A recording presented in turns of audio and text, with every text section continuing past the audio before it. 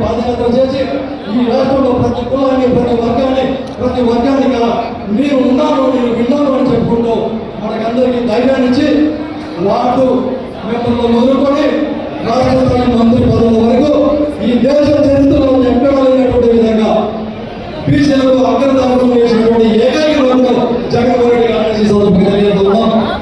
అదేవిధంగా అదే సందర్భంలో దానికి నిదర్శనమే ఈ వేదిక మీద ఉన్నటువంటి బీసీలకు సంబంధించినటువంటి మాజీ మంత్రులు కావచ్చు, ఎంపీలు కావచ్చు, అదేవిధంగా ప్రజాప్రతినిధులు కావచ్చు, ఎంతో మంది వేదిక మీద ఉన్నటువంటి బీసీ ప్రజాప్రతినిధులంతా దానికి ఆధారంగా చేస్తున్నాం.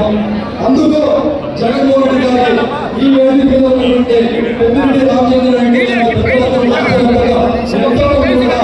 తమ పదవులను త్యాగం చేసి ఈ రాష్ట్రంలో కింది స్థాయి అడ్డగా ఉన్నటువంటి యువతను వీళ్ళందరూ కూడా పెద్దలందరూ మన వర్గాలకు అడ్డగా ఉండడానికి, మన రాజ్యాంగాలను పెంపొందించడానికి, బీసీ వర్గాలకు అడ్డగా ఉండడానికి వాళ్ళ పదవులు కూడా వదులుకొని బీసీలకు జగన్తో మాట్లాడే పదవులు పెంచినటువంటి నాయకులు ఈ వేదిక మీద ఎంతో పాటు రాష్ట్ర ప్రభుత్వంలో ఎంతో మంది రెడ్డి కులానికి సంబంధించినటువంటి ప్రజాప్రతినిధుల బీసీల కోసం పనిచేసినటువంటి బాధ్యత మనం చూసాం.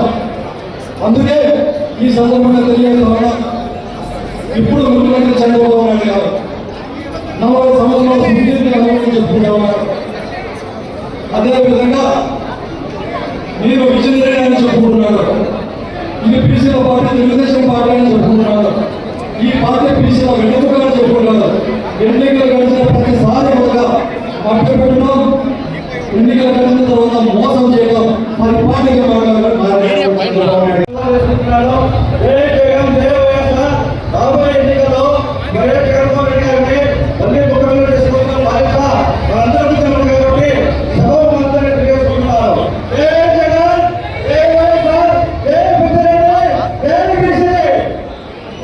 దయచేసి మీరు అనంత జిల్లాలో ఇవాళ పెద్దలందరి సమక్షంలో అనంత జిల్లా తరఫున బీసీ గల కార్యక్రమం చేపట్టడం జరిగింది.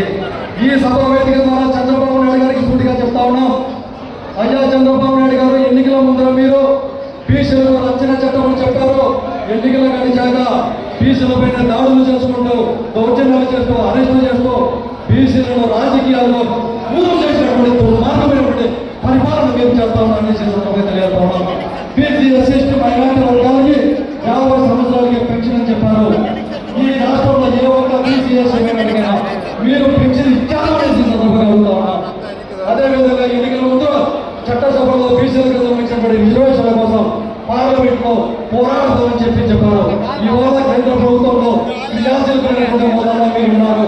టీడీపీ పార్టీలో ఏ ఒక్క ఎంపీ ఈ 2 సంవత్సరాల పార్లమెంట్ సమావేశంలో ఒక్కసారైనా ఉండగా మీరు పార్లమెంట్ లో బీసీ చట్టసభ రిజర్వేషన్ల కోసం పోరాడడం పక్కన పెడితే